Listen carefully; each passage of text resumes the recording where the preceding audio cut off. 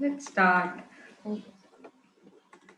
So, the usual understanding of GS1 is that it's static, you cannot, like, it's too much of memorizing and geography. Some people are really scared of geography, some are scared of history, and social issues is almost neglected between these two giants.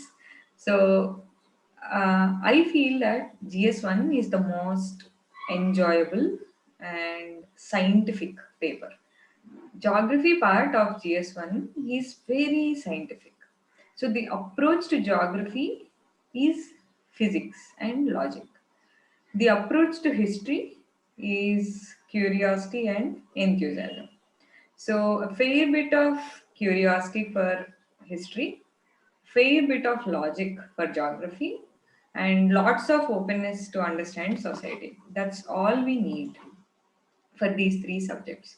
And I don't see any rationale as to why they have to merge these three, bring these three together. Maybe it suited UPSC's, paper division and marks, etc. Second paper, quality and IR go together, but I feel that disaster management and environment can come along with geography. Social issues can go along with GS2 because there's so much synchrony between these. But somehow the paper, the syllabus was designed a bit arbitrarily.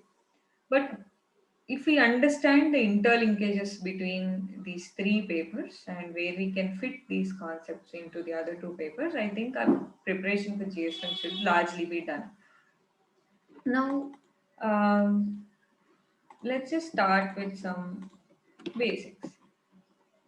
First and foremost, history. So typically in UPSC, we have history for both prelims and for mains.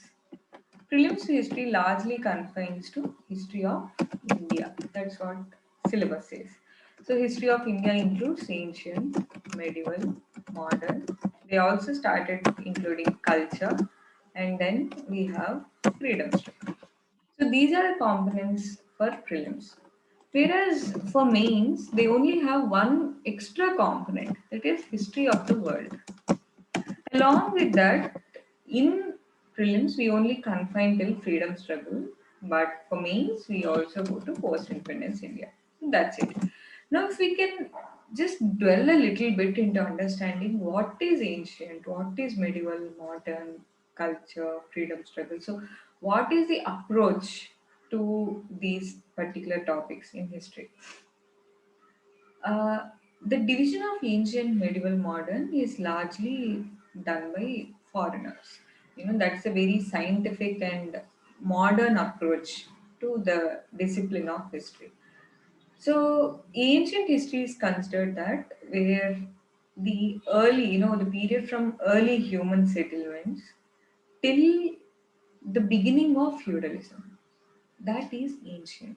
So, ancient society is largely considered tribal in nature and the beginnings of kingdom. But there is no feudalism yet. What is feudalism? Land becomes center of the economy. Until then, either your agri produce is the center of the economy or cattle becomes the center of the economy, and there's no huge armies, not very huge dynasties. The very moderate economies, and land did not take a center, in the economic activity yet. So that is ancient period.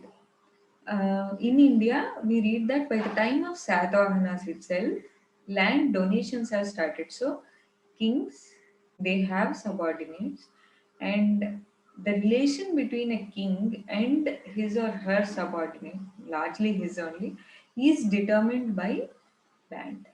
So, king gives certain land to the subordinate and asks the subordinate take care of that.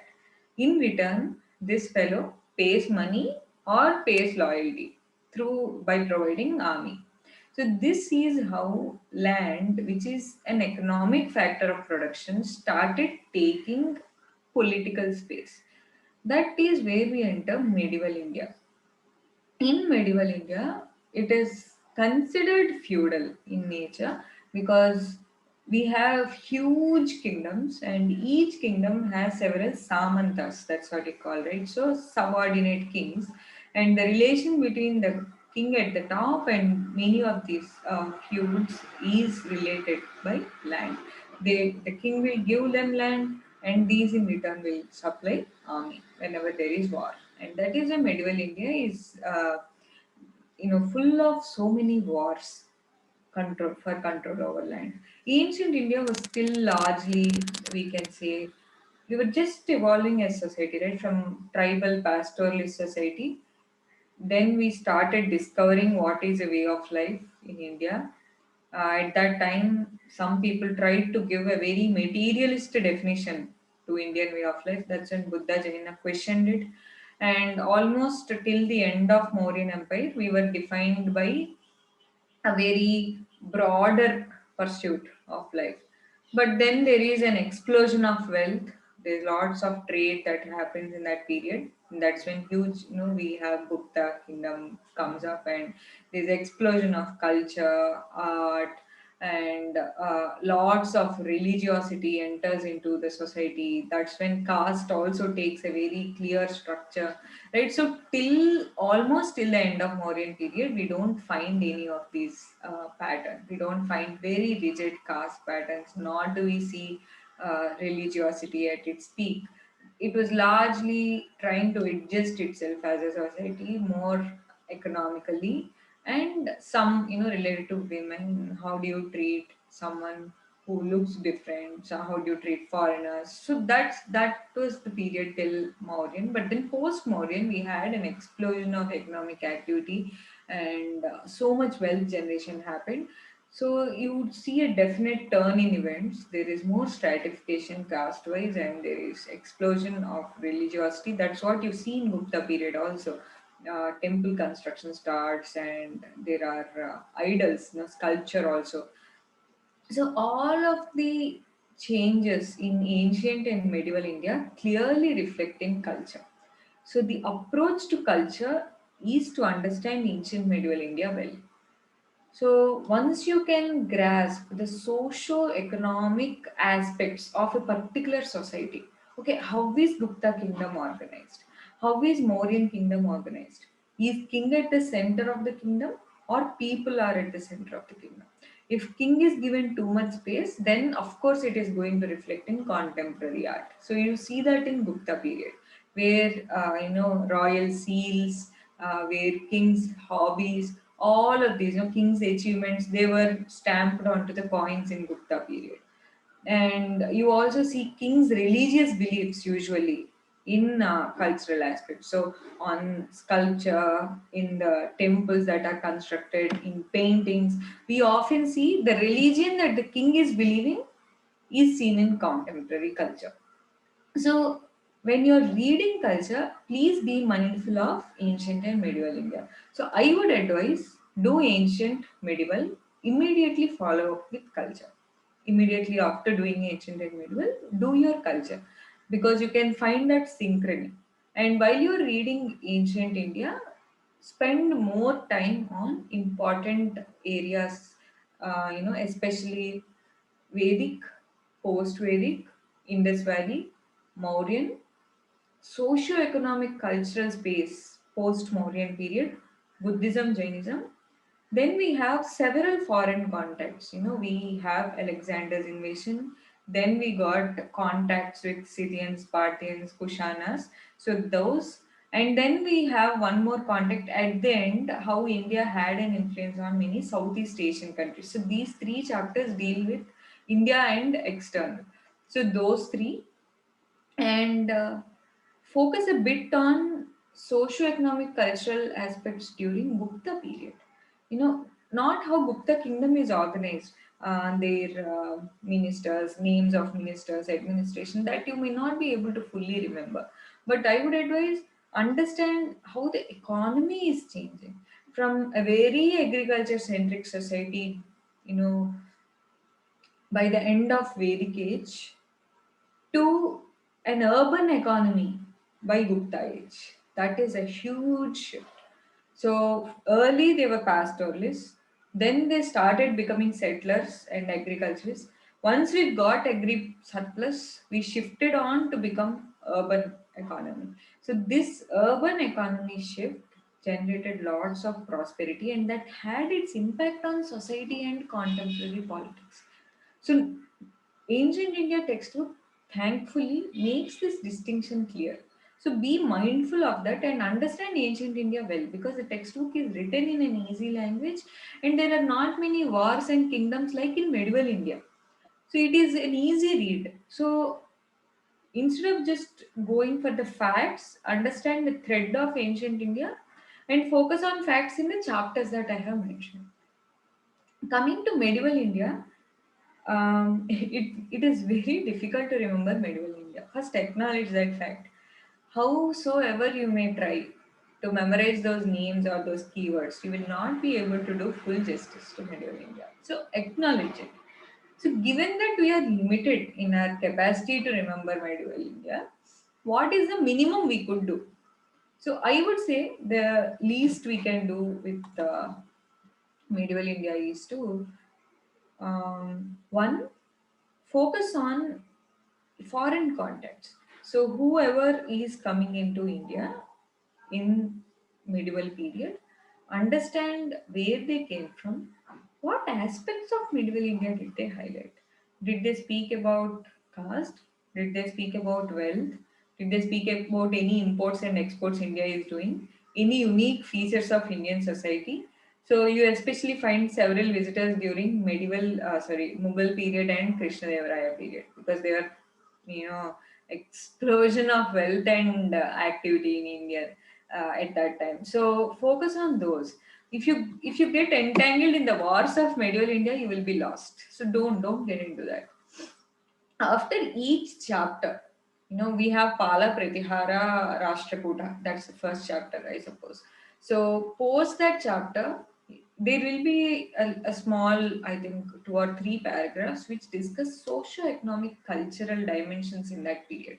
So they mention how Danti Durga has certain, creative interests, that he constructed a mandapa, a Kalyana mandapa, that he has written some texts. So after the political aspects of every chapter, at least three or four paragraphs will be dedicated to the cultural economic life of that period.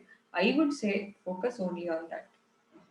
Understand who are the kings, Pala, Pratihara, Rashtrakuta. That's it. That's the tripartite struggle that is going on. But please come down and understand what happened in that period. Anything, any creative works are written. Is there an explosion of secular literature? Is there an explosion of vernacular literature? Understand, move forward. Then you'll get Cholas. Even during Cholas, you can't remember the lineage, the wars they have done, which king followed which king. Possible. Go to Chola organizing. What is very unique with respect to Chola architecture? What arts and crafts flourished during that period? What are the socio-economic aspects? Like I'm emphasizing again and again on socio-economic aspects because that's where UPSC is focusing. It is asking us about ports. It is asking us about texts. It is asking whether caste is prevalent or not. It is asking whether iron is there or not. So it's the focus of UPSC is on the patterns that changed history, not on the facts of history. They might be asking few facts, but I'm saying we are anyway limited in memorizing those facts. You may not be able to memorize thousand different keywords, but instead your memory of pattern will be easy. If you know the pattern or if you understand the pattern, memorizing a fact could become easier. So understand what are the shifts. So post Chola, around Chola period is when a trade with Romans has substantially declined, and what are the impacts of that on contemporary economy here. So understanding these changes is what I'm asking you to focus on. So post Cholas again, so in the western central India, we have this tripartite struggle. Down south, we have Cholas. And then at the top, we start getting foreign invasions. So gradually Delhi Sultanate comes into picture, and like what are those four Mamluk, Khalji dynasty, Tughlaq dynasty, then Lodi dynasty. After the Delhi Sultanate is when we get Mughals. Again, in these dynasties, it's extremely difficult to memorize their administration, the terms in administration. Trust me, you cannot, because there are 5 to 6 kingdoms, and there are so many sub kingdoms in each of these. When Mughals were there, there are so many provincial kingdoms. You have one Jaunpur, you have one in Gujarat, you have one in Mysore, then you have one in Bengal. Very difficult to memorize the variety of these. So don't put effort there, it's useless. Instead, where can you focus? Contemporary social, economic, cultural. What phenomena? What are they happening? So after each political chapter in medieval India, you have one socio-economic political chapter. Focus on that for prelims. You cannot go beyond it. And one more core area in prelims from medieval India is Bhakti Sufi movement. So early there is a repulsion against Hinduism and the extreme, divisions, discrimination in Hinduism. So that's when the idea of Nirguna Bhakti comes. And then there is a gradual shift towards there might be a shape to God and we are loving Him extremely. And then we also move into the philosophies of Bhakti. So, how we went into Dvaita, Visishta Dvaita. So, the deeper aspects of religion. So, a shift from extreme religiosity to spirituality. That is also a key feature of Middle India. And I think there are two dedicated chapters for the same. So focus on those. All in all, if there are around 20 chapters in medieval India text, I say there are only 6 to 7 worth reading. Socio-economic cultural part after every political chapter. Understand who are the kings, go to the socio-cultural economic part. And then there are some chapters dedicated to the contemporary social life, let's say in Chola Kingdom, in Mughal, during Delhi Sultanate. Please read those. And you might be tempted to read the administrative structures and names of all those, leaders, not leaders, officials at various levels of administration. It is difficult, in my opinion, and it has very less cost, benefit for the costs that are incurred. So I would advise you can just happily skip that part. And despite reading, it only leaves us with lots of confusion, which you may not be able to handle in the exam hall. Useless. Instead, if you focus on these and you get a question, it's sure shot. Focus also on Akbar's religious policies, Akbar's approach to, you know other kingdoms around, how he tried to reconcile anything related to Akbar's paintings, culture, all of that. So that is medieval India. Once you do ancient and medieval, you can move to culture comfortably. So culture can be largely divided into you know arts. We have visual arts, we have performing arts, yeah, and we have literature. So in visual arts is where you have architecture, you have sculpture, you have paintings. Performing arts is where you got music, dance, theatre. Literature can be largely divided into secular literature and religious literature. So when you're reading architecture, again there is an evolution in architecture from ancient India, where people just used to dig the mountains, right? So they used to dig the hills and construct caves. That is early ancient architecture largely. By the time we arrive into Pallavas, that's when we get structural temples. Structural temples means they're standalone, they're not dug, but you erect stone there and construct a temple. So that's a huge shift, and you can see. So from Barabar Hills at Lomas Rishi Caves to the shore temple in Mahabalipuram during Pallavas, it's a huge evolution of architecture. In Midway, we have stupas, which is largely Buddhist architecture. So please focus on the change. Even with respect to sculpture, early sculpture was, in Indus Valley civilization, they were largely secular. We don't know if it is a god. We say Mother Goddess and Pashupati Mahadeva, but this society is largely, it looks secular. There are no temples at all. But you move on by the time of Kushanas, Parthians, Scythians. That's the time when we had foreign invasions and contacts with Greeks and Iranians. So that's when we find early signs of formal god sculpture. So Gandhara sculpture is formal sculpture of Buddha. So until then, Buddha is seen in form of signs. But then Buddha suddenly got a shape, he got a face. And then there is sculpture for Shiva, Vishnu. So that is Madhura sculpture. So even in sculpture, from Yaksha, Yakshini, Mother Goddess, to gods, and then to bronze sculpture during Chola. We get Nataraja, Shiva. So it is huge evolution. Of course, we got bronze sculpture in Indus Valley civilization itself, but post Indus Valley civilization we see again in late ancient and medieval period. Paintings like from what are those? Bhimbetka caves, right? So from early paintings in Bhimbetka caves to the most complex miniature paintings in medieval period during Mughals. Understand how, so they were very simplistic paintings on walls. Then we started drawing elaborate paintings on big walls in caves, right? Drawing an elaborate painting is somehow fine. But then drawing nuance, little painting in one piece of paper, it's really difficult. So to that, and from gods to evolving towards secular paintings during Mughal period, from very simplistic styles to complex, and also to representing day-to-day activity, to representing court activity, to drawing the pictures of kings portraits. So that is the evolution of paintings. So Nitin Singhania is a book which is written very well because they try to give you the evolution of architecture, paintings, sculpture in a historical perspective.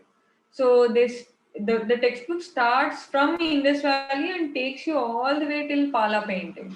It starts from stupas and takes you all the way to Indo-Islamic architecture. So read culture in an evolutionary perspective. Once you finish ancient medieval, you know how the contemporary socio-economic life is in each kingdom. And any art or culture is only a reflection of contemporary society. So today's society is more individualistic in nature. That's why when you see paintings, there are paintings of an individual sitting and thinking. We very rarely have community life in contemporary painting. It is about human, individual, explosion of human capacity. So you see the same in ancient and medieval art also. So immediately follow up ancient medieval with culture. Read Nitin Singhania in an evolutionary perspective. Then how can you use NCRT art and culture is NCRT art and culture zooms into each aspect of culture. So it zooms into Mauryan rule and how contemporary Mauryan society had an impact on, like, what are the products of Mauryan art, and what are the products of Mughal art, what are the products of Chola period. It focuses on specific kingdoms, art and culture, and at the same time it focuses on some patterns. So you can use NCRT culture in two ways. So zoom into kingdoms plus content for patterns. So what I mean by content for patterns? So let's suppose there is Buddhist architecture. That is one specific topic. Under architecture, Buddhist architecture is one specific topic. But in Nitin Singhania, nor in ancient medieval India textbook do you find a specific chapter on Buddhist architecture, but you find that in NCRT culture. At the same time, you will find content for Mauryan art and culture in Nitin Singhania, ancient medieval, also in NCRT culture. So it zooms into certain kingdoms with explicit focus. It focuses on IVC specifically, it focuses on Maurya specifically, it focuses on post-Mauryan kingdoms. The period where we had fusion with foreign invasions. So it focuses on that period also. But luckily, it also gives us very elaborate detail of some patterns, like Buddhist architecture, Jain architecture.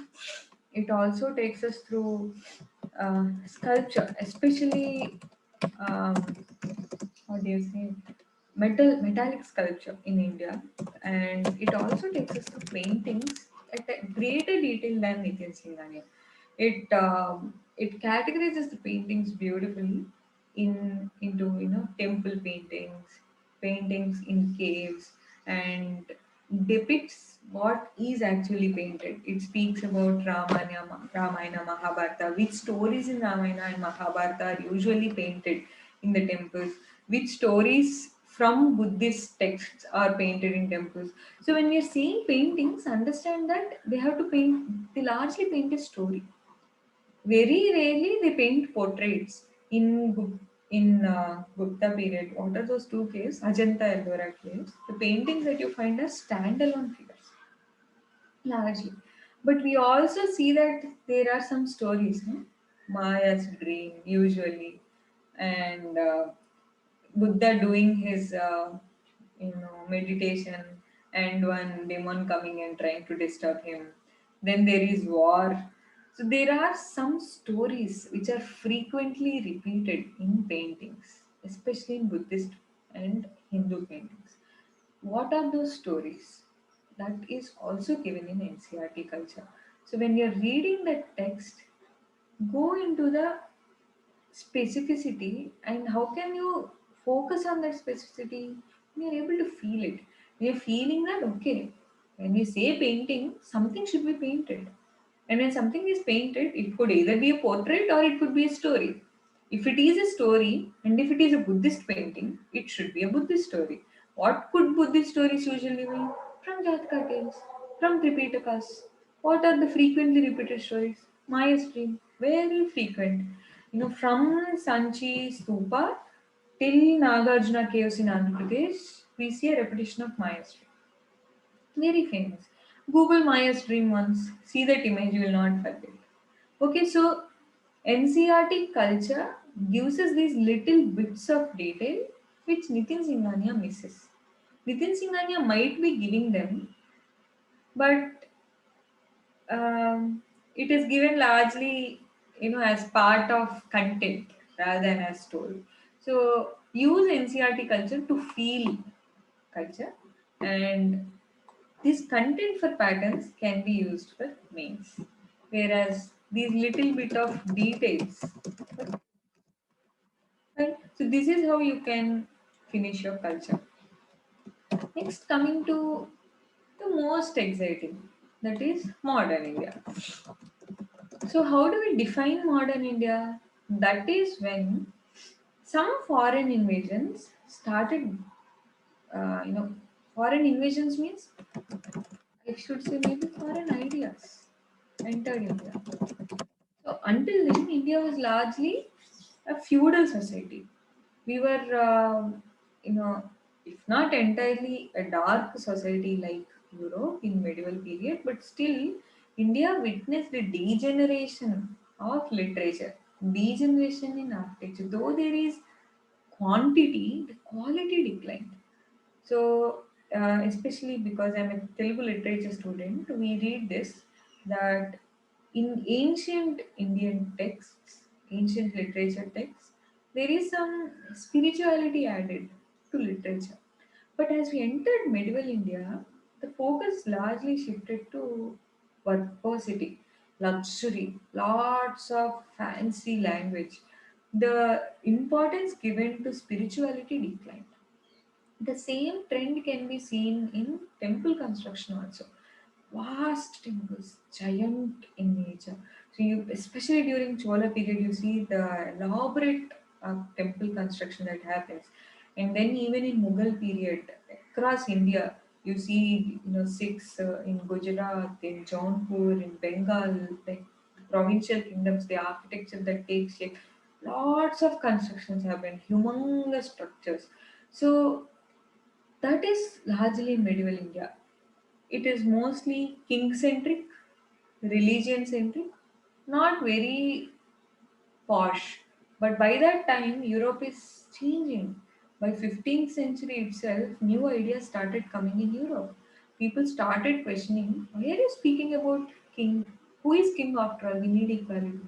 Why are you speaking about afterlife? We need to live on this life first, right? On this earth. So this is called Renaissance. Such new ideas started entering India in 17th, 18th century. I should say maybe 18th and 19th century, if not 17th. So these foreign ideas came in through foreigners. These foreigners are different from the foreigners that came to India so far.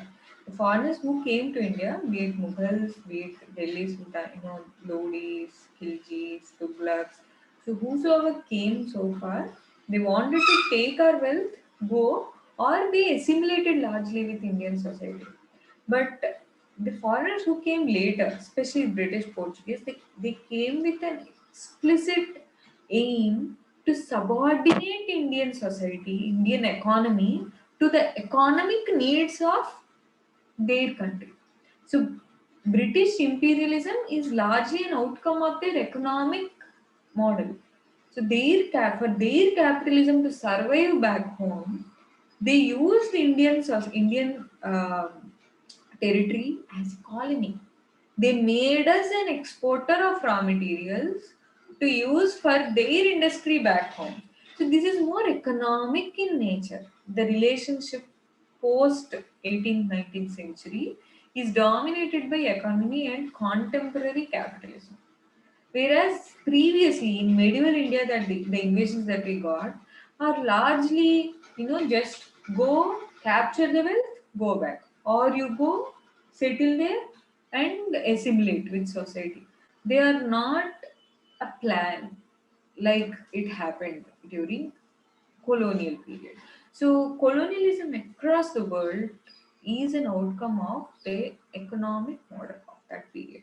So along with that, some foreign ideas like equality, democracy, republic started seeping into India. So modern India is the period when we had contacts with foreigners who came to exploit, and they largely subordinated India to modern semi-democratic. So far we are not used to such democratic. We had a king, but now we were not explicitly ruled by king. A company is ruling India. Some companies are coming, they are getting in touch with our kings and starting getting into wars. So modern Indian history, what we exactly study is how Portuguese, Dutch, English, French, they came in that order. So they came into India and they got in touch with our local kings. They somehow tried to negotiate their position here, settle down in India, and the culmination or the climax of modern India is British. So all that we read from the disintegration of Mughal Empire, which is the vastest empire we had by the end of medieval India, and then the entry of new economic model into India is modern. So we study various kingdoms post Mughals, right? We have six. We have Mysore, we have Bengal, we have Deccan, then we have Jats, then what else? I think largely then we have Scindias, in middle we have those five kingdoms. So this is what we've got in modern India. How all of them started from Mughal and how all of them gradually disintegrated, giving way to English. So this phase is modern. Again, there are so many wars between English and these kings, between English and French to get control over India.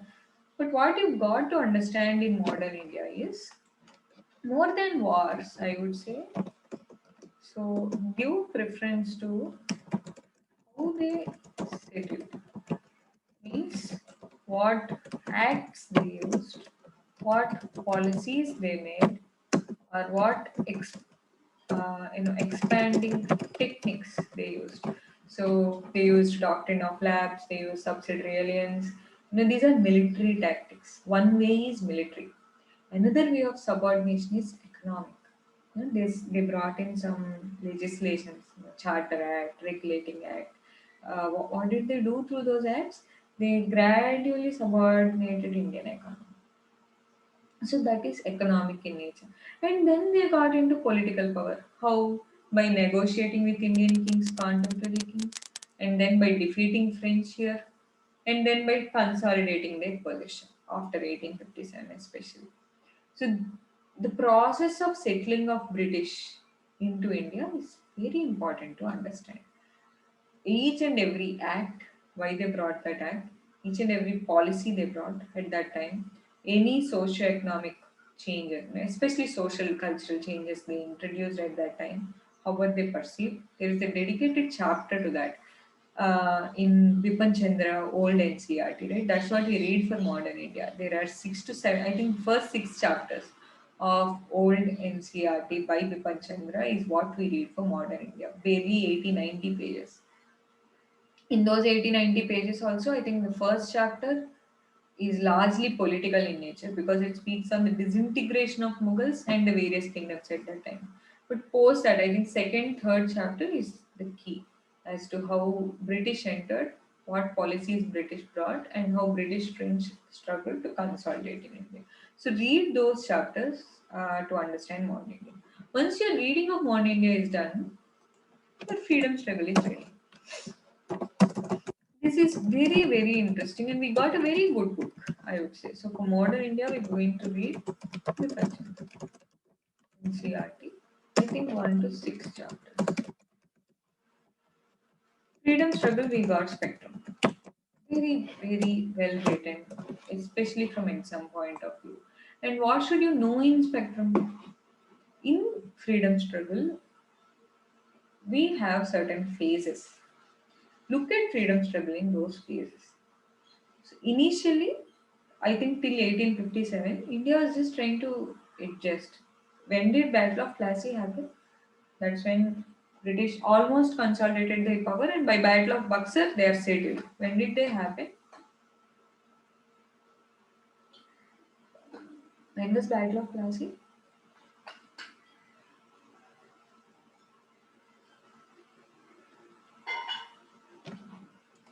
So 1757 and 1764. Right? So after these two is when issue starts. So from 1757 till 1857, India is trying to adjust with British rule. So many conflicts happened in that period. So they brought in several legislations, social legislations. They changed their administrative structures. They interfered in army. There are several forest legislations. There are so many economic regulations that destroyed our handloom industry. So each and every area of Indian, territory they touched, and our way of life they touched. That is why freedom struggle starts with 1857. So 1757 to 1857 is the period when British tried to consolidate their Indian rule, their Indian kingdom. But from 1857 is when India starts to discover its voice. So freedom struggle starts with 1857 and ends in 1947. 1857 is just a preliminary trial. We are fed up over 100 years with the amount of intrusion they have done. We are fed up. And people somehow, not just the sepoys, right? Even people join in protest during 1857 revolt. So people somehow join hands. They tried to build up a front and do a revolution. Though we are not largely successful, I would say that's a good attempt. Largely, it is agreed by historians that it's not just a sepoy mutiny, but it is actually some form of Indian revolt. Though the idea of India is not yet clear, We are largely Mysore kingdom, Vijayanagara kingdom, Bengal kingdom, Deccan, right, Hyderabad. We are never India as a whole. So the idea of India took shape very much later. So 1857 revolt is the beginning. From 1857, we read that there are some pre-Congress associations. When did Congress happen?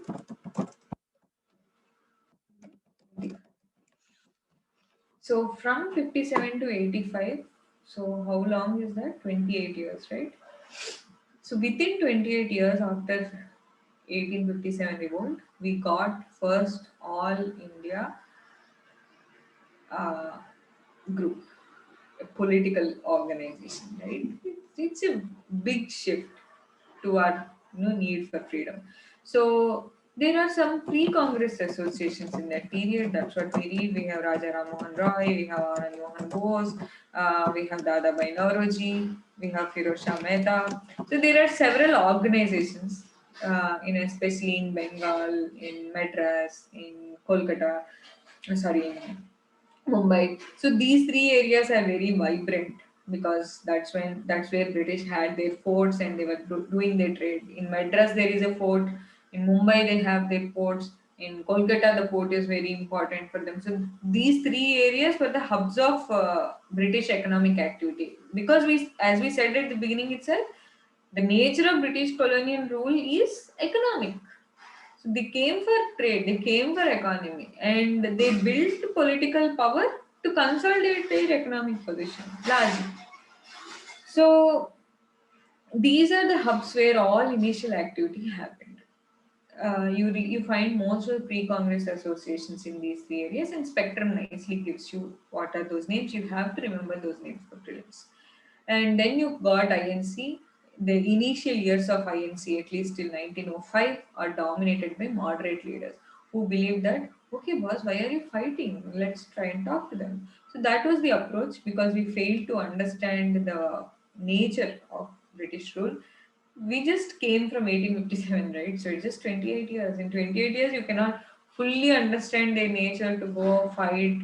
And even the ideas of that time were not, we were largely dominated by Western educated intellectuals who are softer, who want to make conversations. Even now, if you see many Congress leaders, they're very softish in nature. They don't aggressively fight.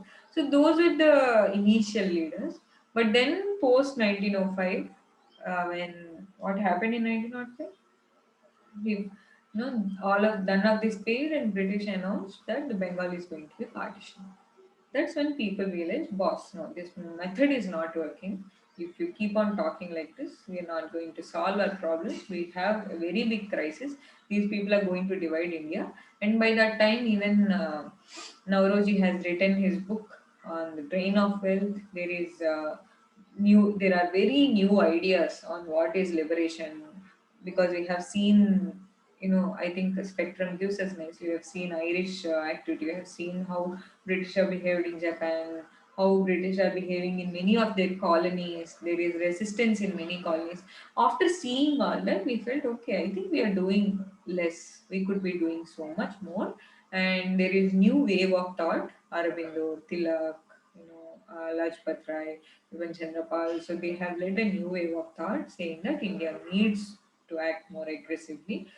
We need to take the struggle to masses, involve masses in freedom struggle. Why are you debating in conference rooms for freedom? Freedom does not come from conference rooms, it comes from mass struggle. So let's take it to masses. That's when it became more popular in nature. So 1905 to 1915 is the period when we try to shift the nature of freedom struggle. And in 1915 arrives Gandhi and it truly becomes a massive inclusive movement. So freedom struggle is essentially a political movement. So it is a political. This political movement, like any, has several constituents. So who is participating? How inclusive is it? Gandhi made it most inclusive. He tried to bring in untouchables, he tried to bring in women, he tried to bring in middle class, he tried to bring in students, he tried to bring in Muslims, he tried to bridge gaps. So that is when a freedom struggle became more inclusive in nature, and by 1947 we got freedom. So what is it that you have to focus on for your prelims and mains? For your prelims for freedom struggle, focus on the facts and pattern. Pattern is very important, especially because they'll be asking you questions like, um, you know, did home rulers participate in Gandhi's particular satyagraha or not? You have that fact directly in Spectrum, but you got to be observing those nuances. So read Spectrum in detail, each and every chapter. Read in detail, because not just plain facts like who wrote this newspaper, when did this congress session happen. We rarely got such questions. Focus more on trends. So, did a particular section participate in struggle or not? Why did we have to call off, you know, non-cooperation movement? Why did our ministers resign in 1939? Why did India why did Congress boycott RTC 1, RTC 2? Did Congress attend any RTC at all? Who attended RTC? So the there is focus on the subject matter also from Spectrum. So don't just stop by reading Congress meetings, newspapers. Those are facts. And if you look at it, we're not getting many facts in freedom struggle. There are connectors in between each event. So there is a focus on those connectors as to, when Gandhi, after Gandhi, in fact, when the Gandhi comes, there are black flags across India because one, he did not, people thought that he did not speak about Bhagat Singh. That was the reason. And also, there are several protesters against his untouchability movement. So, anti untouchability movement. So, these specifics, these nuances are there in Spectrum. And these are the areas from which questions are coming. Please read with a broad eye when you're reading Spectrum and read it carefully. I would say you can leave aside, 1 hour every day for those facts, like for Congress meetings, for newspapers, for social religious reform movements. Let's say Brahma Samaj. What are the newspapers? Who are the leaders in Brahma Samaj? So for those, you can set aside 1 hour every single day to remember those facts. But for the story, go at one stretch. Take 2 or 3 days at a stretch read. I'm sure you'll be able to connect the dots nicely. That is freedom struggle. And for main freedom struggle, lucky we are because you will be largely asked on analysis of moderates, on 1857 struggle, on women, on contribution of foreigners, on Gandhi versus Nehru or Gandhi versus Bose, and Gandhi Ambedkar. So largely it is analysis of these events, right? So Spectrum luckily gives us a good analysis of all of these. So as to why Nehru report didn't work, as to why we had to launch Quit India movement, or what are events leading up to civil disobedience movement or non-cooperation movement, we got sufficient analysis in Spectrum itself. For each event, what is leading up to the event, what are the outcomes of the event, what is the impact? That is how you answer a mains question in history. Leading up, what is event? What are the outcomes? And what impact did it leave? Long lasting impact. So, all of that is provided in Spectrum. Once you look at previous year questions and start writing answers, I think you should be able to generate sufficient content in Spectrum itself. You can also patch up for mains some chapters from Bipin Chandra, especially the role of industrialists and Gandhi's anti-untouchability movement, are given in detail in Bipin Chandra. So for just those 2, 3 chapters, one, the role of left wing, next the role of capitalists, next anti-untouchability movement, and temple entry movements also. Uh, that's actually a part of anti-untouchability movement itself. This Guruvayur Satyagraha, Caleb. I think you will be able to do that from anti-untouchability part itself. So just those additional chapters from defense and right, you can read for your mains. You need not read now. Useless. Next, moving on to just a minute, I'll just save this. Yeah. Next, moving on to post-independence India and world history. Post-independence India, we are lucky because it is a series of events only. We didn't have much historical analysis, and we didn't have many ideological debates in post-independence India. Our point of focus was clear. We had many crises. Either you got refugees to handle, or you got economic crisis to handle, or you got wars to handle, or there is balance of payment crisis to handle. So there are a series of crises, or there are political crises, like states asking that they leave the country, or states saying that we don't want unified language. So there are 20 to 30 events in post-independence India. There are not many major issues that call for why did moderates fail, why did they succeed? Nothing as such. There have some events, concrete events. So we are lucky enough in a way. I think that 20 to 30 capture all those events. For each event, what is precursor and what happened in the event. Just identifying these three components for each, you can generate the content from NCRT Politics in India since independence itself. This is enough. Going by previous papers, this is more than enough. So capture the events and identify the analysis. So Green Revolution, 1962 war, 1965 war, 1971 war, and then you got balance of payment crisis. Then you got Punjab crisis. Then there is one language, official language debate. Then there is state reorganization debate, and then we got Naxalism. Then we got Chipko movement. Then we got Kisan protest. And then we have technology adoption, especially during Rajiv Gandhi period. Then we got emergency, which is a huge event. We got white revolution, dairy. So these, like I'm saying, it's a list of activities. I think I have that list. I share that list. Maybe you can just confine to that list. Fine. Next on to world history. World history, I would say, don't read much. For example, this is very interesting subject and quite exciting too. But in the exam, you barely get one or two questions. So 10 marks or 15 or 15 markers. So 10 or 10 plus 15, 25 marks at max. So, and the subject is vast. So what I would advise is, like post-independence India, make a list of events that you got to do. You got to read. Luckily, if you let me just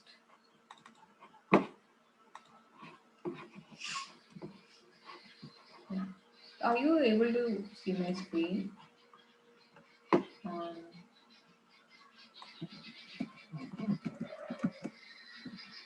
just copy this. Yeah.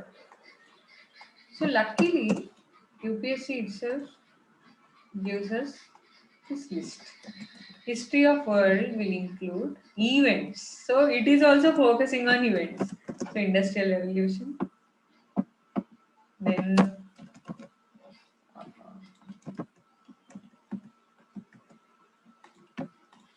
um, wait,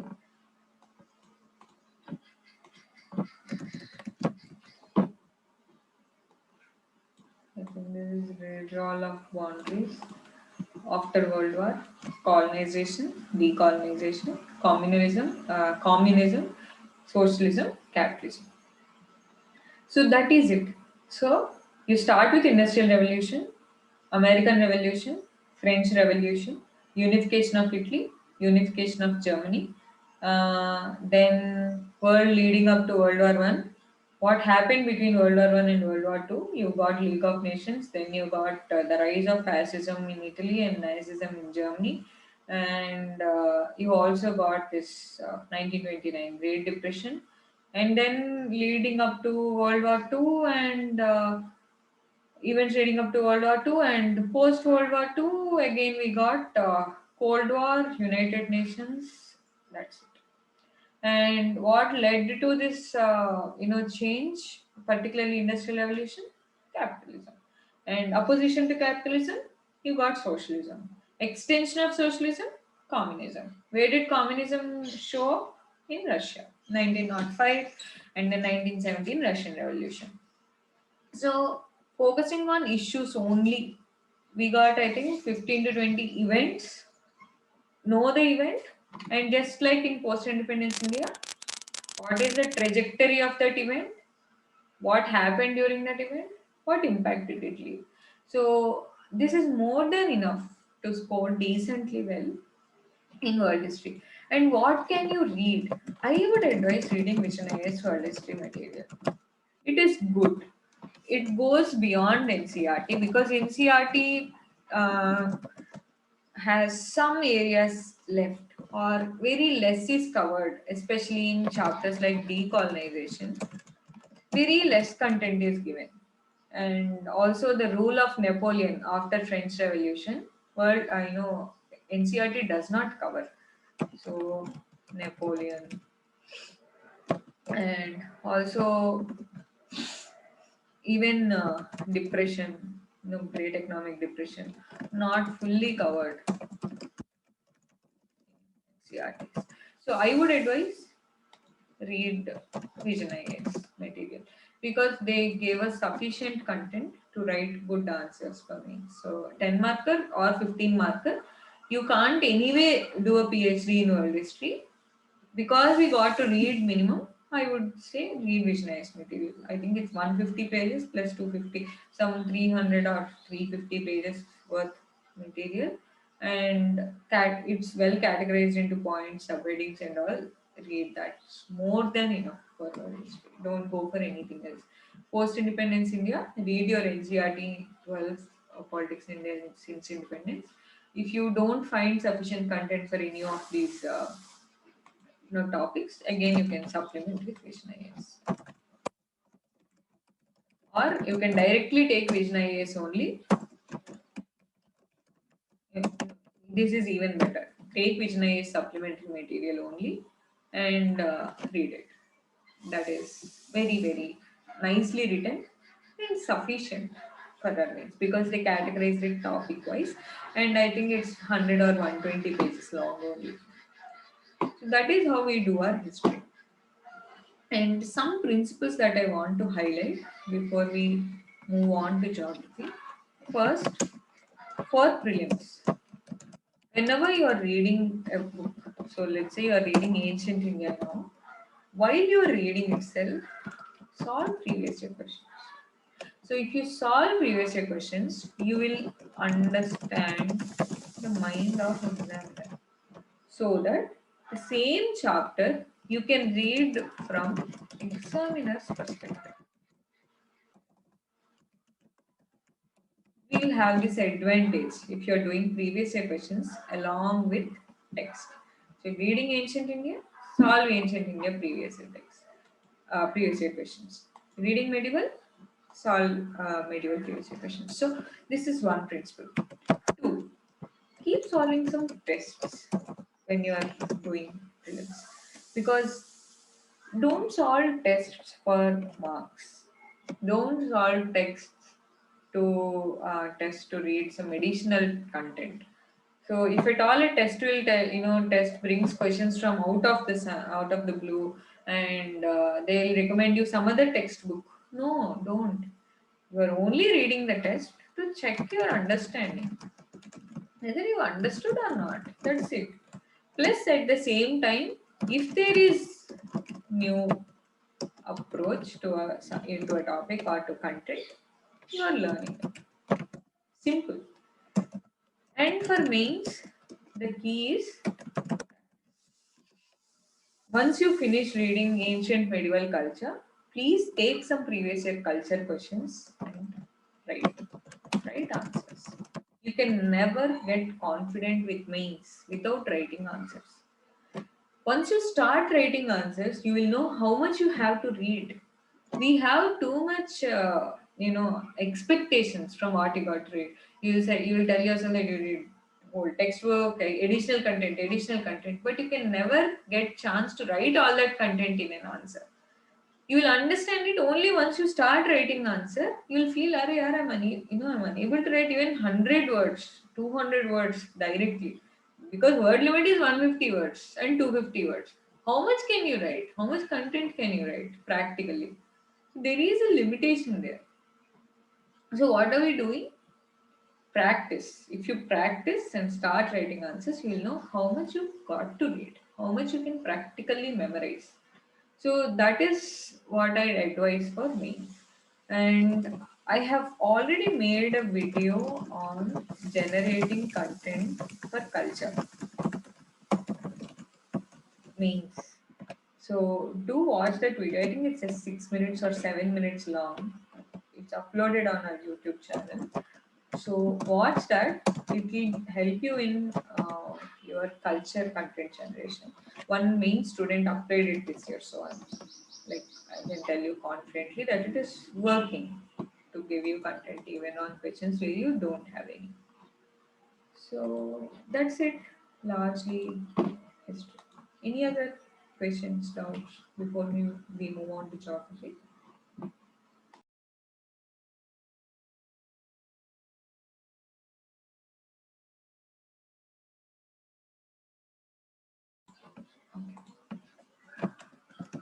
Next, geography.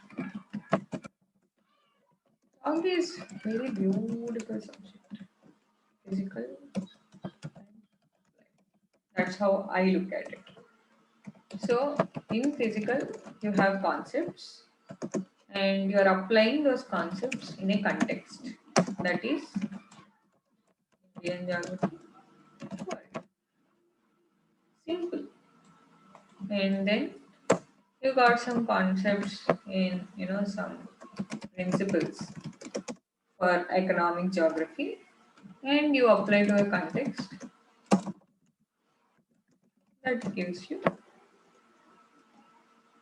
industries, resources. I would say even resources is largely physical.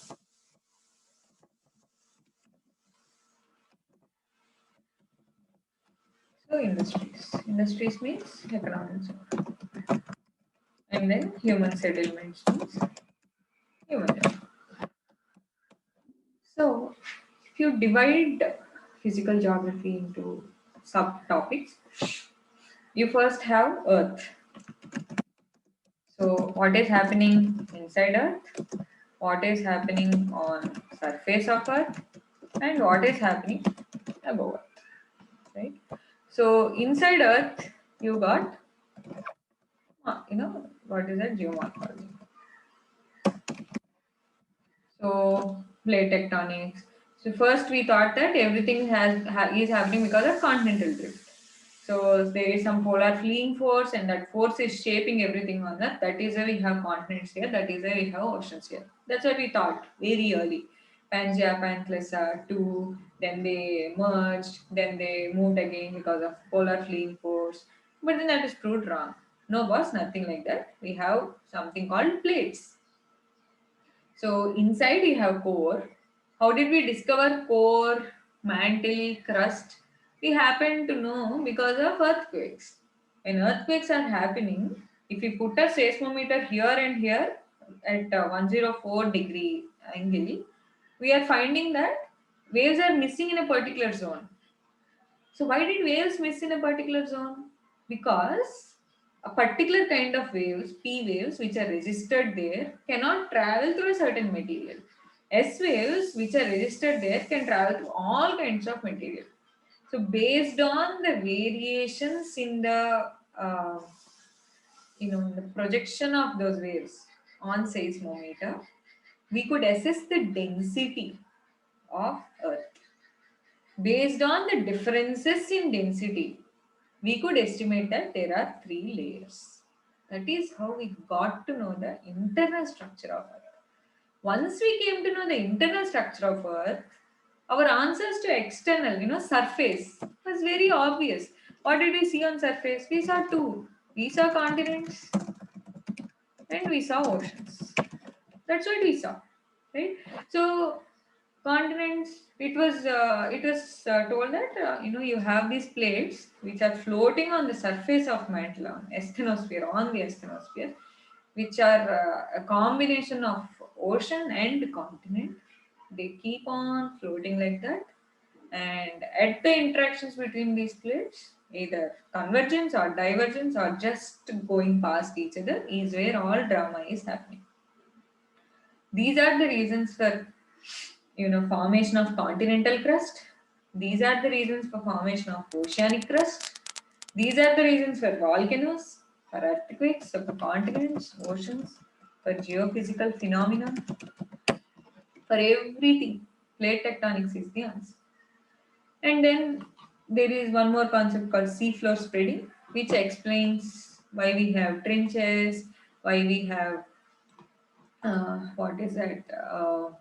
Mid-oceanic ridges. All of these explain the seafloor spreading. So these two concepts are very powerful to explain what is happening inside the Earth and what is happening on the surface of the Earth. Inside of the Earth, earthquake waves. They told us. Surface of Earth, continental, plate tectonics, seafloor spreading. Those two explain what is happening on surface of the Earth. And then above the Earth, what do we have above Earth? We have atmosphere. So we have atmosphere. So how do we know what is happening in the atmosphere? We have nice variables, atmospheric variables, which explains. So what are the variables? Pressure, temperature, humidity. A combination of these three, and you can decode any climatic phenomenon in the world. High pressure, low pressure, wind. High temperature, low temperature, wind moves. Water moves. And excess humidity or lower humidity, precipitation. And combination of pressure, temperature, humidity, what does it give? Climatic zone. Outcomes of climatic zone, natural vegetation. So this is how what is happening on the surface of Earth linking with what is above the surface of Earth in combination with soil on surface of Earth is giving us natural vegetation. That is why we have many climatic zones in the world, from equatorial zone till polar zone, a combination of temperature, pressure, or precipitation. So pressure means we talk about pressure usually in the context of winds. What winds? From high to low means some wind is blowing. So we talk in terms of winds, those winds carrying moisture leading to precipitation, leading to some natural vegetation. So class 11 physical geography textbook is written beautifully. It's just one textbook, one textbook only, and you can understand. If you are unable to follow the text in the textbook, which is okay, I would recommend you to watch Runal Geography by Rajtanil ma'am.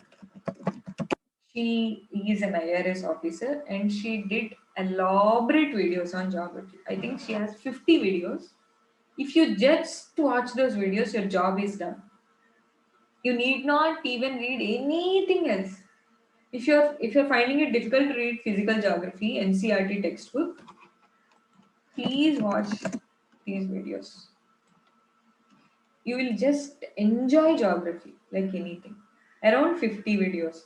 Out of that, 15 or 20 for physical geography, another 15 or 20 for Indian geography, another 10 or 15 for world economic geography. So she covers resources, industries, continents, every little detail. So a combination of these two or exclusively one, any which way.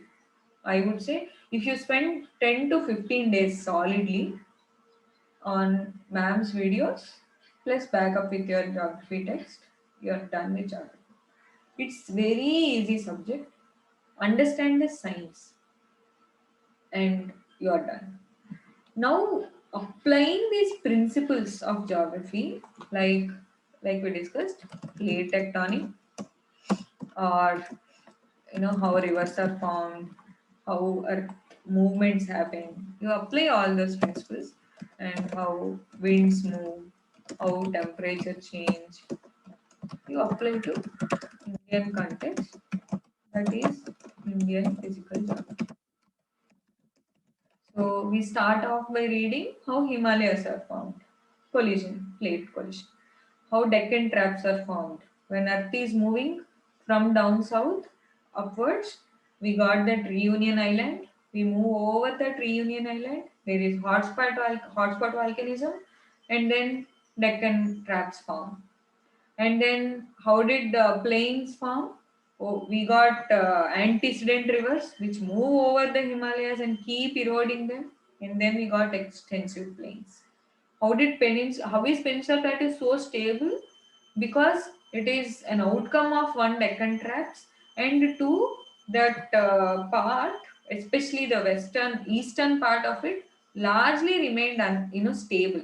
There was no faulting, there was no plate movement at all in Peninsula Plateau.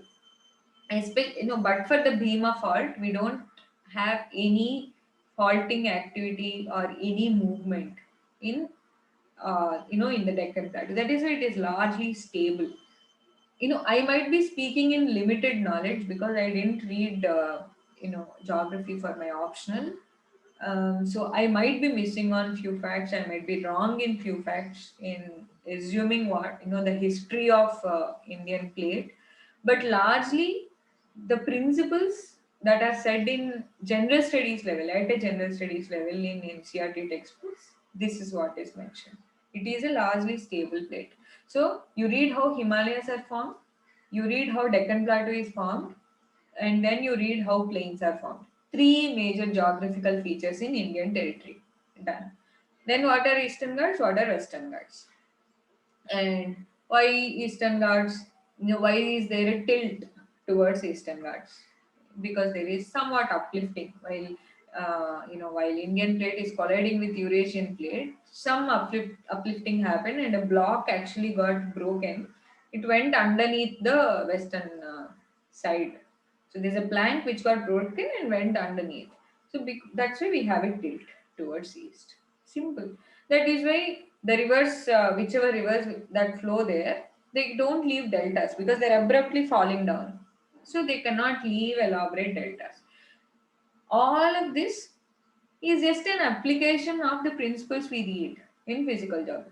Right? And then you read Indian climate. The dominant feature of Indian climate, monsoon. We are a monsoon type of climate. So there is elaborate discussion on monsoon. So how these monsoon essentially means winds. So how these winds carry humidity from Indian Ocean, take it to Indian coast. Once you are bringing humidity through wind and you hit a mountain, you cause rainfall. That is why we have rainfall due to this southwestern monsoon because it is coming from southwestern side. And it also goes from Arabian side how it causes rainfall in northeast India. How these two converge over central India and then again come back. That is northeastern monsoon. So simple. Some winds are traveling down south upwards and returning back. Why are winds returning back? That is explained in physical geography. They move because of variations in pressure. How is the variation in pressure caused? Due to variation in temperature. That is, the shift in ITCZ from north to south causes change in temperature. So always believe wind moves from high pressure to low pressure. So once some area got excessive heat, the pressure is low. Why is pressure low? Because there's too much temperature, the air is rarefied. it becomes more dispersed. It's more rarefied, it exerts less pressure on the surface. So atmospheric pressure means the amount of weight that atmosphere exerts on a unit of area. How much? How do you determine the amount of weight that it exerts? It depends on the density of the particles in air at that particular point of time. And if there's too much temperature, it gets rarefied. So the density falls. So the amount of pressure it exerts on surface of Earth falls. This is these are the concepts you see in physical geography. You just got to apply them in Indian geography. So your Indian physical geography is done. So once you finish your Indian physiography and Indian drainage, you are done. Indian climate, you are done. These are the two big chapters that you see in Indian geography. And next you got rivers. This chapter, of rivers especially could be boring because you have to remember too many rivers, their tributaries. Again, what can you do? Set aside 1 hour every day for facts. So while you're reading history, so that's what we're going to do in our prelims module. Every single day, you spend 1 hour for remembering facts in that subject. So when you're reading polity, you have some facts in polity, public service commissions, powers of the public service commission, election commission. When you're reading history, you got ancient India facts, you got medieval India facts. When you're reading geography, you got maps, you got rivers. You can't read those chapters; they're boring. So what you will do? You'll just remember those facts. So set aside 1 hour every single day for prelims while you're reading your preparing for your prelims. 1 hour for memorizing facts. So rivers is a factual chapter. Natural vegetation is a factual chapter. You can't sit and read natural vegetation. How much will you read? You know that natural vegetation is an extension of the climate there at that particular area. Beyond that, what can you read? So remember. So what happens in equatorial forest, in evergreen forest, semi-evergreen forest, in deciduous forest, in mountain forest? What are the different trees? What are the climatic conditions? And what are the soils? Again, soils also is a chapter which is full of facts. And the basics of soil you see in physical geography, because it when rocks break down, soils form. How are rocks formed? When several minerals come together. What are minerals made of? Several elements. So carbon, nitrogen, oxygen, they come together, form. So these are elements. They form a rock. Several they form a mineral. Several such minerals combine, form a rock. And rocks disintegrate, they form soils. This is also from physical geography. You read such 6 or 7 such soils in India. In Indian territory, what soils do we have? What are their features? Again, facts. So drainage, natural vegetation, soils. These three are factual chapters which you can finish in 1 hour every day. Make those fact sheets by heart. Finish. But and the physiography of India and climate of India, they're interpretative in nature. Understand the concepts, job is done. Okay, so one more principle for prelims geography, maps. So take your Oxford Atlas, do each page nicely. Maybe I think for the first 2 pages itself, you might have to spend 4 or 5 days. Go through each river, mountain, hills, plateaus. There are so many plateaus, especially in eastern India, and state boundaries. So classify your maps. They're nicely classified anyway: political, geographical, economic. So political map means you read the boundaries, capitals, and you should know how to come to Kerala from Manipur, right? So entire map should be in your mind. Next, geographic means what are the rivers, hills, um, any plateaus, any mountain ranges there, and I think that's it largely. And economic geography, are there any minerals there? Are those states famous for any industries? That's how you can finish your maps. Read these maps for world geography level also. But if you do Rajdhani ma'am's videos, she will finish those maps for you. She'll do very nicely, so you can go along with her. Otherwise, do your Oxford Atlas or like for that matter, any Atlas. So, Indian physical geography again, class 11 NCERT or Rajasthan Math. Next, in the most interesting is economic and human geography. This is very interesting because we have very less content here. Economic, human geography. Economic geography is largely an extension of GS3 economy only, right? So we read about agriculture, we read about industries. So there are few industries which are raw material intense. So cotton industry, tea, um, what else, silk, iron and steel industry, uh, and what else? Aluminum industry. These are all dependent on some raw materials. There are some industries like shipbuilding, petroleum refinery, software industry, which do not depend exclusively on raw materials. They are more market focused. So there is a series by Mrinal on website where he covers the location factors for industry.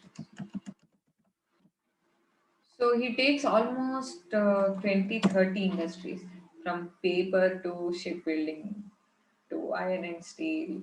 So they are nicely written, very logically. So you can watch those location factors read that series by Nonal on his website for finishing industries.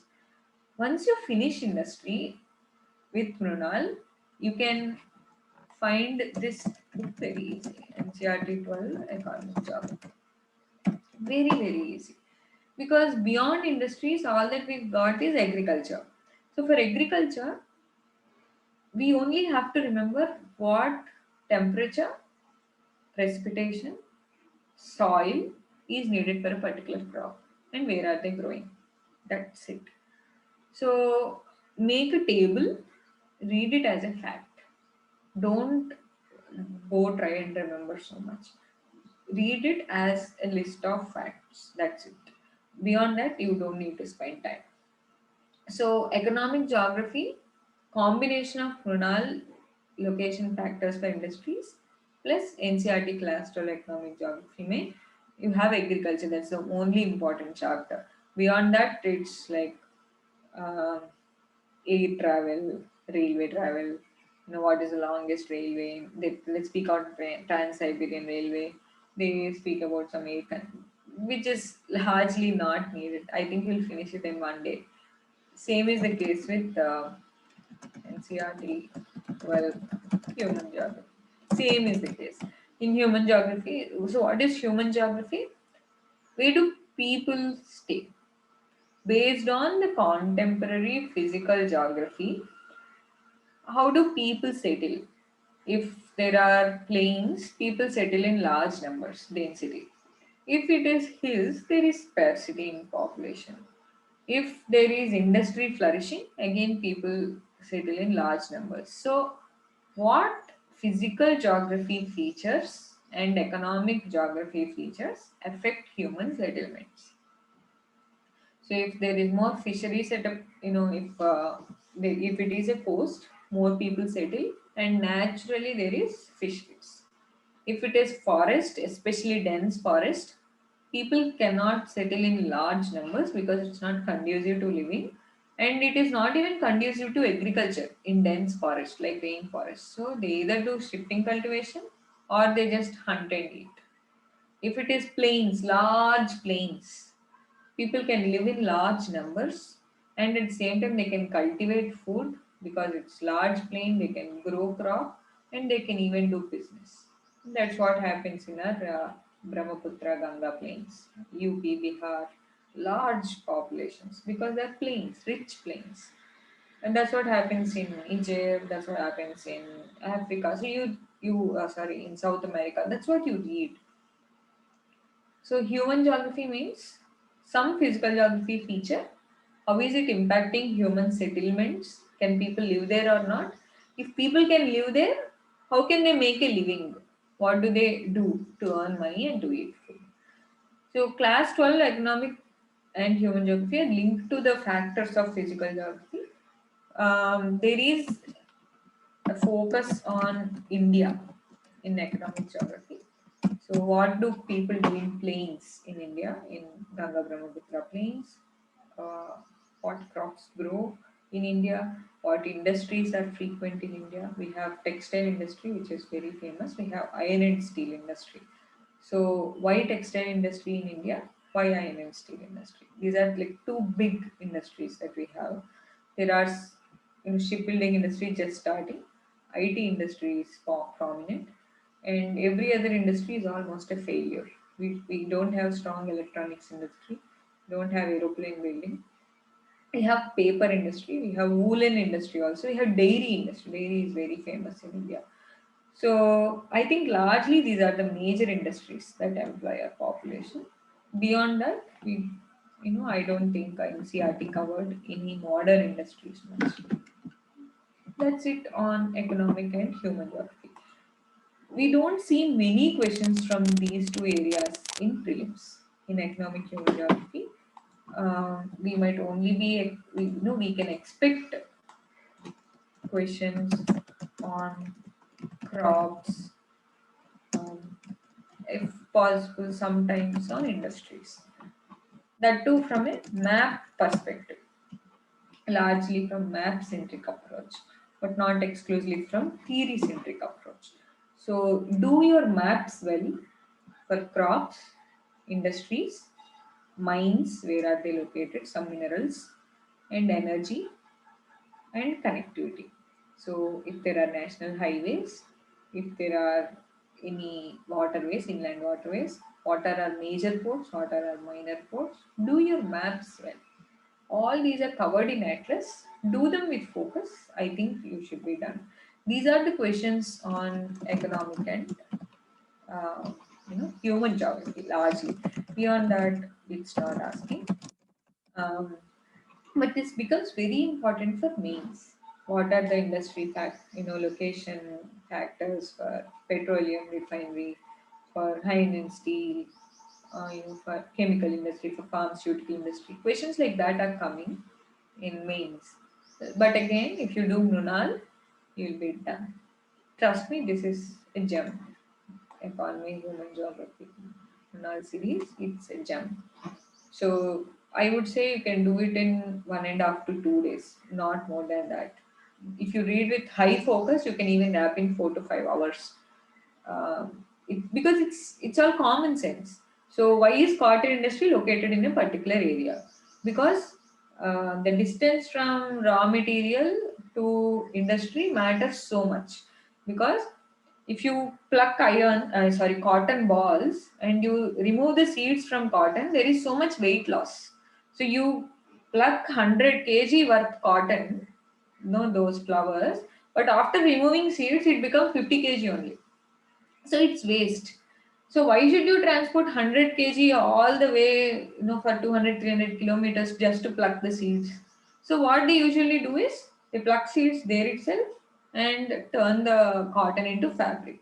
So then if the cotton source is nearby the industry, it is advantageous for establishing cotton industry. At the same time, it should be closer to market and closer to export also. Simple. So why do we have cotton industry in Maharashtra? That will be a question. Textile industry in Maharashtra. It's closer to cotton. It has port, continuous electricity, labor supply, one to pluck cotton and to work in the industry. And then now we have, because we have mechanization, luckily you can set up anywhere.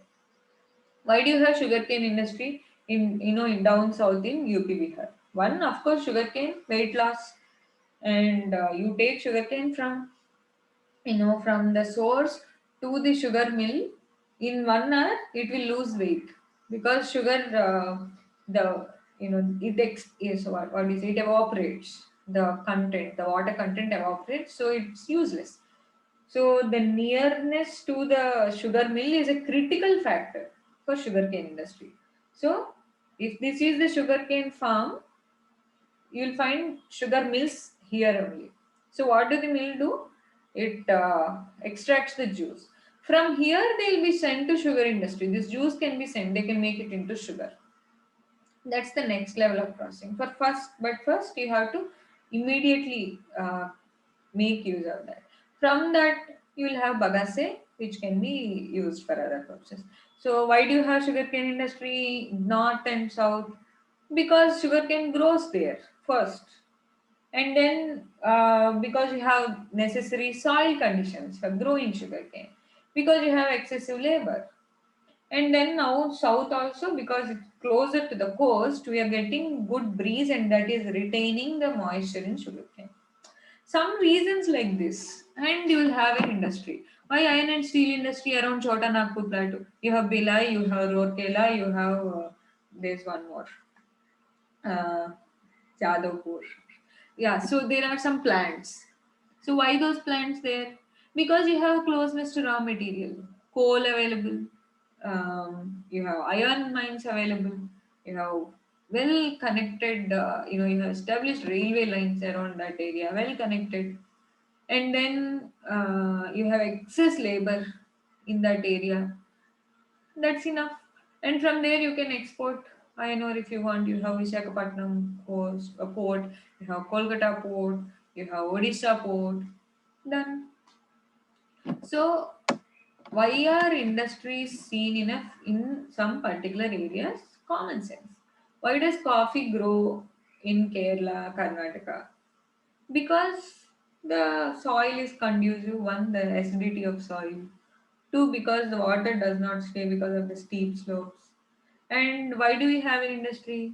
Because there is traditional labor who are used to pluck those tea leaves and to grow the coffee in a particular way.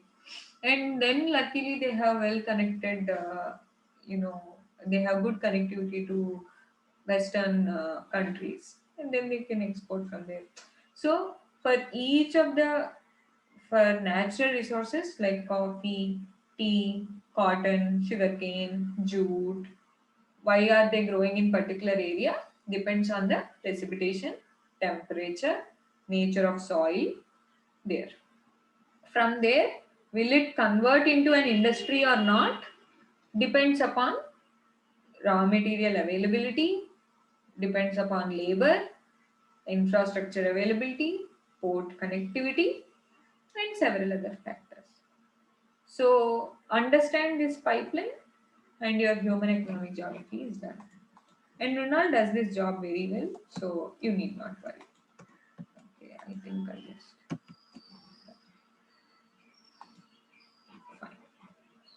fine. Any other doubts related to geography?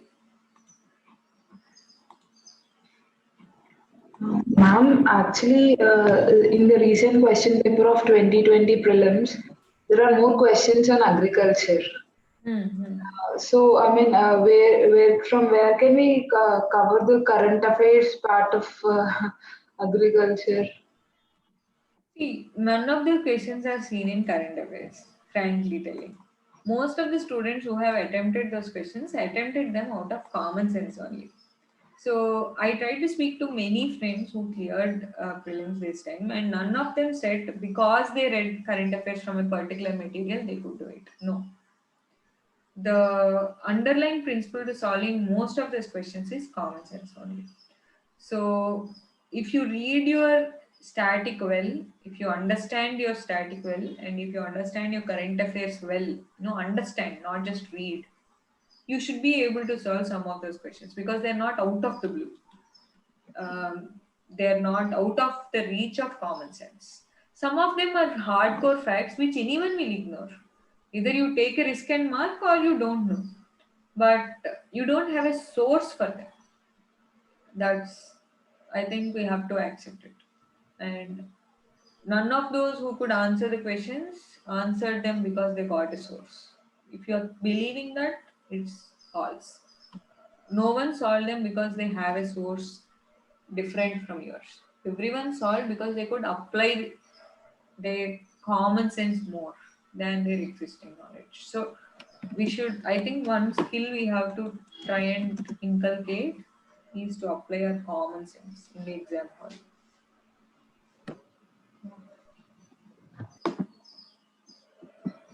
So I think, yeah, that's it largely. I, I can't give you any other textbook to read or any other material to read. I would say read the same material, understand the material very well. In the exam hall, be open, be mindful to the question. And ma'am, toppers suggest us to cover GC Leong also. So, On GC Leong, see, the return on GC Leong is very less because we never got any mains question on those features, on those landforms. So the first half of GC Leong is where we put emphasis on the riverine landforms, glacial landforms, on limestone and related landforms, desert landforms. Um, I would say we don't have many questions, so if you have time, you can maybe read. Otherwise, I would say you can leave it for now. Read any summary if you find. I'll share my summary notes. You may just read it. Don't. It's not needed. I mean, we're not getting questions in that zone. And all the basics of landforms, like desert landforms, uh, glacial landforms, the basics of that we are anyway having in NCERT 11 geography. So, yeah. There be any? Yes, Gagandeep. We are starting our program from March 1st. We'll announce it in a week from now. So, any other doubts on geography before we move on to social issues? Okay. Social issues, if you look at the syllabus, it's very nice, very simple.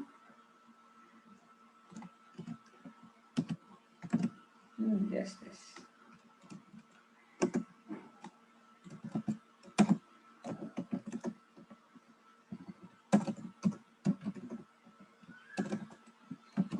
Right?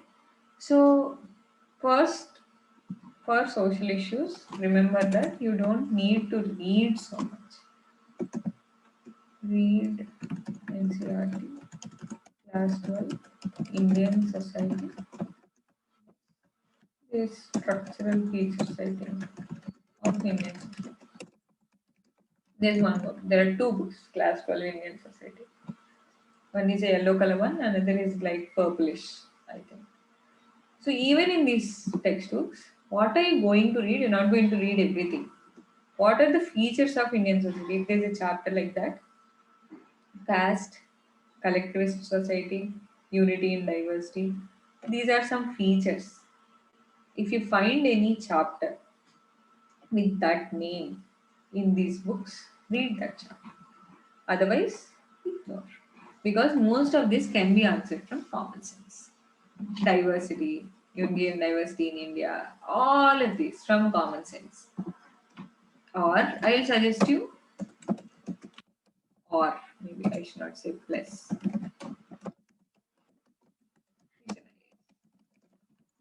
Value addition. They gave us a material for each of these topics on diversity, role of women, globalization, communism, regionalism, secularism. For all of these concepts, Vision IAS gave value addition material. I think it runs into 10 to 15 pages each. Take those materials, read them, and close. You need not even read these textbooks. So either this or that. Beyond that, nothing else. So once you read, understand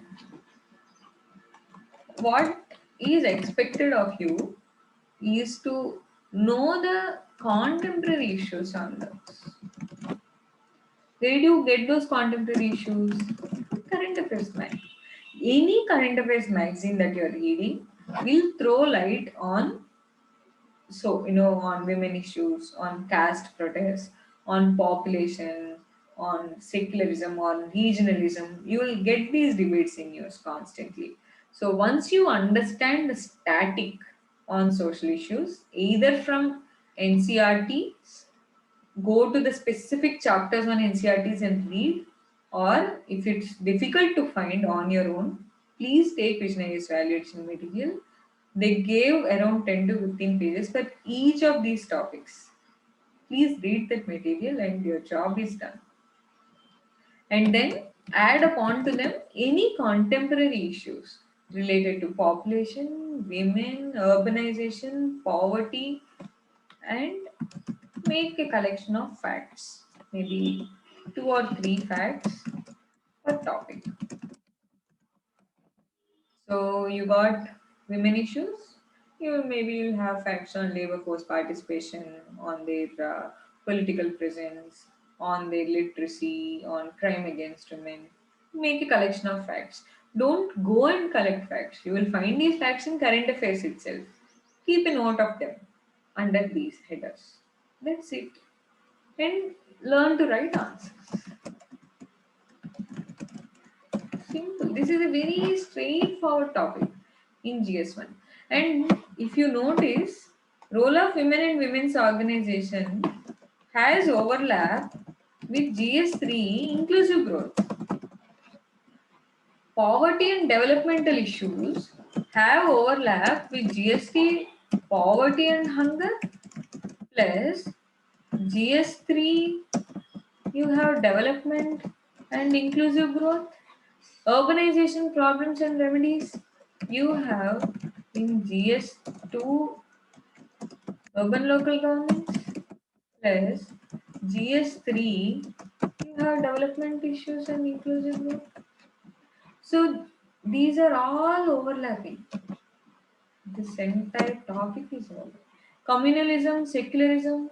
Where do we read communalism and secularism? We are reading in polity. We are reading in post-independence India history. Regionalism, fully in post-independence India history, right? Social empowerment. We have GS2. We have a topic called vulnerable groups and policies for them. So when we speak on social empowerment, which groups are we speaking? We are speaking of lower castes. We are speaking of minorities. We are speaking of women. We are speaking of children. We are speaking of old age. We are speaking of differently abled. So these are the groups that we are empowering. And where do we have? We have them as part of GS2 vulnerable groups and policies for them. So GS1, but for salient features, unity and diversity topic and effects of globalization on Indian society, these two are directly society only issues. You can find them in NCRT or Vision IAS. After that, women's organizations, population issues, poverty. Okay, population and associated issues also. To some extent, we'll read them in human geography. In human geography, we read about population pyramid, age sex pyramid, right? What is the transition in demography? How at one period there is high population, low population. What are the reasons for high population? On fertility rates. All that is discussed in human geography. What are the issues around it? How do we solve? So what are the issues with population? Not just overpopulation, that's one issue. Aging of population is another issue. Density related problems, migration of population is another issue. All of these you'll find in human geography, and you may find some facts in in your current affairs. So but for these two, social issues is an overlap with GS2 and 3 and some parts of GS1. So, in post independence India, in human geography, in inclusive growth, in poverty and hunger itself, you will find overlaps with these topics. So, once you read Vision IAS material for these, I think if you read Vision IAS material for GS2 and 3, your job should be done. And social issues is largely about writing answers. Collect some facts, collect some case studies. If you see any innovative case studies on how a particular village reduced its population, you can use that as a case study on population related topics. How any particular state fought sexual violence, you can use that related to women issues. If at all any state found solution for urbanization, I think Kerala has a registry for migrants, and they have a welfare board for transgenders. These are all case studies that you can use for GS1 answers, society answers. So make a list of case studies, facts. Read contemporary issues on static from current affairs. Do your Vision IS validation material thoroughly, read it once, and write answers. That's how you can wrap your society. Fine. So if we can just summarize GS1, it's a combination of history, geography, social. History, you are you have luckily texts for all topics. So read, plus practice for prelims, plus for mains identify this or precursor, event, impact. That's the pattern. Geography, you have very few texts or Runal. So read plus apply. Social issues, you can either go for validation material or NCRT plus practice. For prelims, see that you are giving set aside 1 hour per facts, be it in history or geography. Don't miss on patterns in history and geography. Understand the concepts, especially in geography. And yeah, for geography also, maps. That's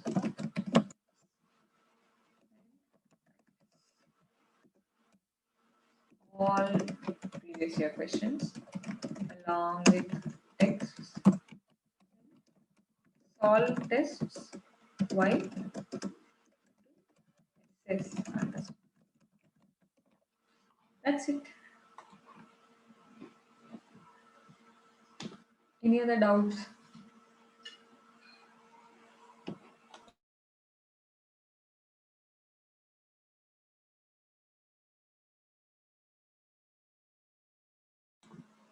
Okay. Okay. Thank you. So have a happy weekend. We'll meet next week with the discussion on GS3 or 2, I suppose. And we'll also be doing economic survey. We'll announce on the channel when we have the economic survey budget session. Largely, my opinion, this year's survey is not that great. So we have very less insights. So it should be done real quick. And we'll also make an announcement on our prelims program soon, maybe a week from now. We are trying to collaborate with few institutes to use their question papers. So once the program is final, we'll announce in a week's time. So until then, if you have any doubt, you can feel free to ping us on the channel. Bye then. Take care. Have a good day.